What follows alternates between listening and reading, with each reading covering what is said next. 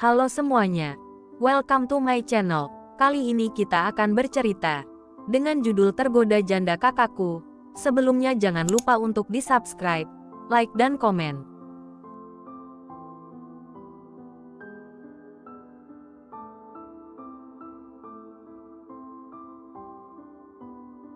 Episode 72, UGD, Arga, Charlie, Denny, dan Randika terlihat berdiri di depan ruang unit gawat darurat UGD dengan wajah-wajah tegang. Charlie dan Denny terus memberikan dukungan kepada sahabat mereka, sementara Randika tenggelam dalam keheningan. Dokter memberitahu bahwa kondisi Dharma sangat kritis karena dia telah kehilangan banyak darah. Untungnya, Randika memiliki golongan darah yang sama dengan Dharma, sehingga mereka dapat memberikan transfusi darah dengan cepat.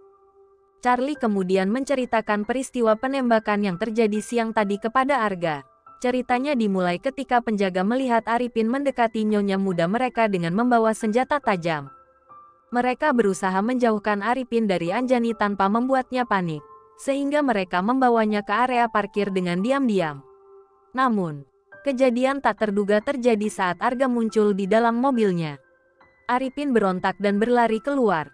Para penjaga terpaksa menembak kakinya 2 kali karena mereka baru menyadari bahwa Arifin menyembunyikan senjata di balik bajunya. Sayangnya, mereka lupa memasang peredam pada senjata yang mereka gunakan untuk menembak Arifin. Arifin, dalam kesakitan, menembak tanpa tujuan saat melihat Arga keluar dari mobil. Namun, peluru malah mengenai bayi yang sedang digendong oleh Arga. Arifin merasa marah karena Gali dan Arga tidak membebaskan putrinya. Dia mengira keduanya dengan sengaja membuat atau melihat putrinya menderita. Namun, dia belum mengetahui bahwa putrinya sedang hamil. Jika saja putrinya tidak berada dalam kondisi seperti ini, dia yakin dia sendiri yang akan membunuh pria tua tersebut. Pikirannya kacau, terutama mengenai keadaan istri dan Dharma. Dia juga merasa khawatir bagaimana akan bertemu dengan istrinya nanti.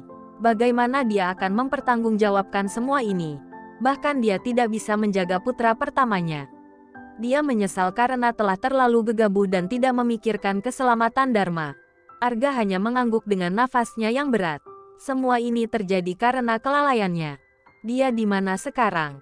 Char, tanya Arga. Polisi telah mengambilnya. Kejadian itu terjadi di tempat umum. Jadi polisi segera datang. Kenapa? Arga tidak menjawab. Tetapi tatapannya menjelaskan semuanya. Jangan kotori tanganmu dengan orang seperti dia yang tidak berguna. Sekarang kamu tidak sendirian. Kamu sudah memiliki anak dan istri. Jangan lakukan hal-hal yang dapat membahayakan keluargamu, kata Charlie dengan tegas. Charlie tahu persis apa yang ada di pikiran Arga saat ini. Teman baiknya ingin sekali menghukum pria bernama Arifin tersebut. Sebenarnya, dengan mudah, mereka bisa membawa Arifin ke markas Baskoro. Markas yang dahulu pernah digunakan oleh Gali untuk memberikan peringatan kepada pesaing bisnis yang tidak fair atau mengancam keluarganya. Selain berwibawa dan tegas, Gali dikenal sebagai orang yang kejam. Saat ini, markas tersebut digunakan sebagai rumah sementara untuk gelandangan yang diurus langsung oleh Arga. Ada 2 bangunan di sana. Satu untuk tempat tinggal para gelandangan dan yang lainnya untuk tempat istirahat jika Arga atau anggota keluarga Baskoro yang lain ingin singgah. Mas, panggil Randika. Ya, ada apa? Tanya Arga. Mbak Anjani memaksa datang ke sini. Dia dalam perjalanan, kata Randika. Arga hanya mengangguk. Bagi sang istri, Dharma adalah segalanya. Seorang ibu pasti ingin selalu berada di samping putranya, terutama dalam keadaan seperti ini.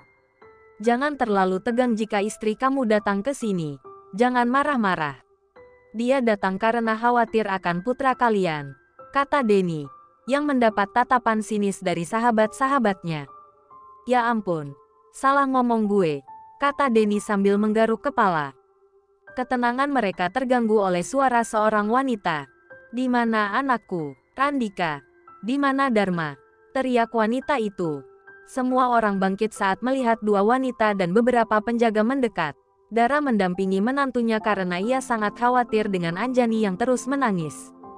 Arga melangkah maju ketika melihat istrinya mendekat. Namun, hatinya sedikit terluka ketika Anjani justru mendekati Randika dan memeluknya. Randika juga terkejut, mengingat Arga sudah menyambutnya. Randika melirik Arga dengan cemas, dan Arga hanya mengangguk pelan. Tapi Randika bisa melihat rasa kecewa di matanya. Dharma ada di mana? Dik, aku ingin mendekapnya. Dia pasti ingin bersama-sama dengan Mbak. Antarkan aku padanya, pinta Anjani. Randika hanya menepuk lembut punggung kakaknya ketika Anjani mulai menangis pilu. Kita hanya bisa berdoa, Mbak. Dharma adalah anak yang kuat. Dia pasti bisa melewati ini. Jangan menangis seperti ini. Kita harus kuat untuknya, ujar Randika.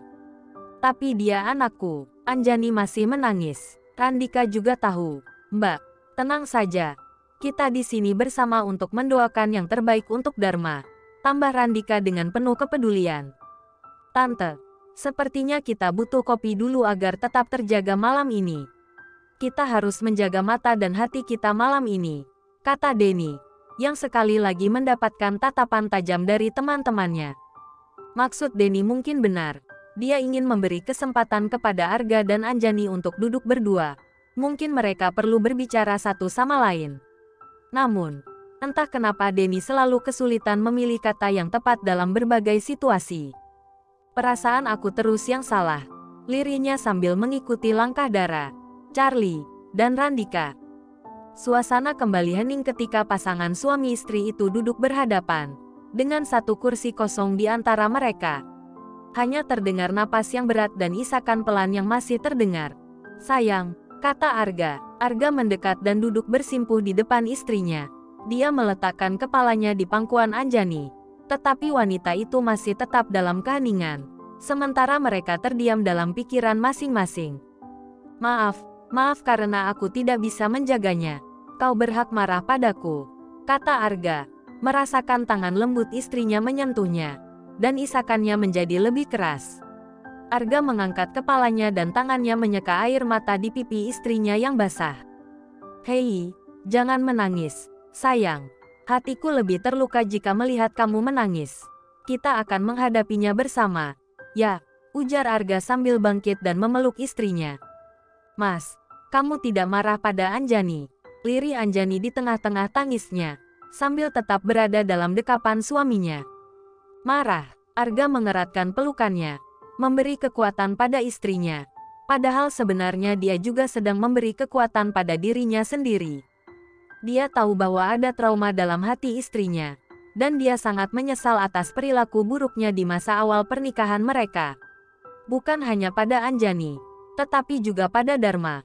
Penyesalan itu akan menghantui dia sepanjang hidupnya. Bahkan saat ini, dalam momen yang sulit seperti ini, istrinya masih merasa takut padanya. Ada rasa sakit di sudut hatinya saat dia menyadari bahwa cintanya belum cukup kuat untuk menghapus semua kenangan buruk itu. Semuanya sudah diatur oleh takdir.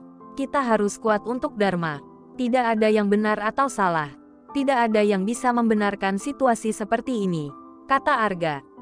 Tapi bagaimana dengan Dede, ucap Anjani. Dharma, putraku, dia pasti anak yang kuat. Jangan berpikir negatif. Kita berdoa bersama-sama agar dia bisa melewati masa kritis ini dan kembali bersama kita, ujar Arga. Amin, sahut mereka bersama-sama. Arga memejamkan matanya. Tidak dapat ia pungkiri bahwa dia sangat takut kehilangan Dharma, yang sudah menjadi bagian integral dalam hidupnya.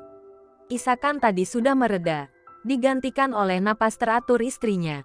Arga mengeratkan pelukannya. Hormon kehamilan membuat Anjani dengan mudah tertidur. Anjani juga menjadi sedikit lebih keras kepala, menginginkan apa yang dia inginkan harus dipenuhi. Fanny pernah berbicara padanya tentang ini. Dokter cantik itu pernah memperingatkannya tentang perubahan-perubahan yang akan terjadi selama kehamilan. Hormon kehamilan mungkin akan membuat Anjani agak berbeda dari biasanya, dan ternyata itu benar. Tapi Arga mencoba untuk menikmati semuanya, menikmati setiap momen kehamilan sang istri. Arga berjanji akan selalu menjadi sandaran bagi istrinya. Tidak ada yang sempurna, tapi dia tidak akan pernah membiarkan kekurangan menjadi penghalang. Mereka akan selalu saling melengkapi. Arga memberikan isyarat agar Mama dan ketiga pria di belakangnya tetap tenang saat mereka berjalan mendekati mereka. Tidur, Mas, tanya Randika ketika melihat kakaknya nyaman berada dalam pelukan Arga. Arga mengangguk dan mencium puncak kepala istrinya. Dara dan Randika merasa lega karena sepasang suami istri ini akhirnya kembali seperti semula. Awalnya mereka khawatir akan terjadi pertengkaran.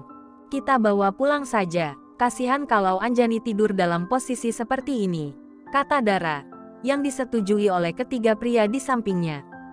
Iya, Mas, kita bawa Mbak pulang saja bersama Tante. Biar kita yang menjaga di sini, tambah Randika untuk meyakinkan. Percuma, Dik, nanti kalau kakakmu bangun, pasti dia ingin kembali ke sini lagi. Malah tambah capek kalau nanti bolak-balik. Kita terpaksa pesan kamar di sini saja. Char, ucap Arga kepada Charlie. Oke, aku akan urus itu. Aku akan mencari kamar yang paling nyaman untuk nyonya muda ini, sahut Charlie. Walaupun bukan pilihan terbaik, akhirnya semua orang setuju untuk memenuhi permintaan Arga. Akhirnya, Charlie dan Denny pergi mencari kamar untuk istrinya. Dik, kalau kamu lelah, bisa pulang bersama mama saja. Temani ibu di rumah. Pasti ibu juga sedang khawatir di rumah. Nanti Mas akan memberi kabar tentang perkembangan kondisi Dharma. Teruslah berdoa untuk kebaikan Dede, usul Arga. Tidak, Mas, maaf. Tapi tentang ini Randika tidak bisa menuruti Mas. Randika tidak bisa tenang sebelum Dharma bisa melewati masa kritisnya, ucap Randika. Perhatian mereka teralihkan ketika beberapa dokter dan perawat terlihat berlari ke arah kamar UGD Dharma. Randika segera bangkit dan menghadang salah satu perawat yang ada di belakang. Maaf, Mbak, ada apa dengan keponakan saya? Tanya Randika. Saya belum tahu, Anda bersabar saja, sahut perawat tersebut. Randika terdiam, melihat kakak iparnya yang juga sedang terpaku melihatnya. Mas,